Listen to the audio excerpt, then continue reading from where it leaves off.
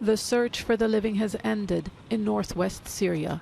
It's now about removing the bodies trapped under the hundreds of buildings that collapsed following the earthquakes that hit Turkey and Syria on Monday. Those who responded to the human tragedy say the world failed the people in the opposition-controlled enclave. The civil defense, also known as White Helmets, said people died because repeated requests for rescue support teams and heavy machinery never came. I have been deeply affected by the voices we heard from under the rubble. They were crying for help. In one instance, we worked for 4 hours before we were able to reach a man, but it was too late. He died. Destruction and devastation are not only in the opposition-held areas in the north, but in heavily populated government-held cities like Aleppo, Hama, and Latakia as well. The United Nations estimates more than 5 million people are now homeless. We evacuated people from all the buildings that we deemed dangerous. Shelters have begun receiving people. It's a new wave of displacement.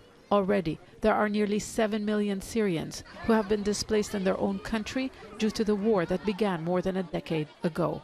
Many are in the north, where 4 million depended on aid before the earthquake destroyed more lives. On Friday, the Syrian government said it will allow aid to reach areas outside its control in what appeared to be a concession linked to a deal that involved waiving some sanctions for quake relief. But so far, it hasn't happened.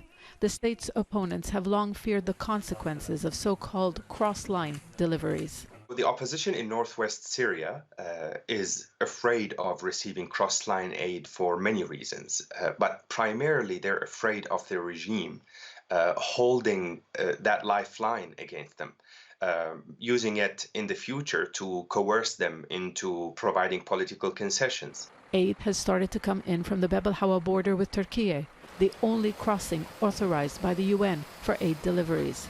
The opposition says the international community should ignore objections from Damascus and use more crossings to ensure the constant flow of relief supplies.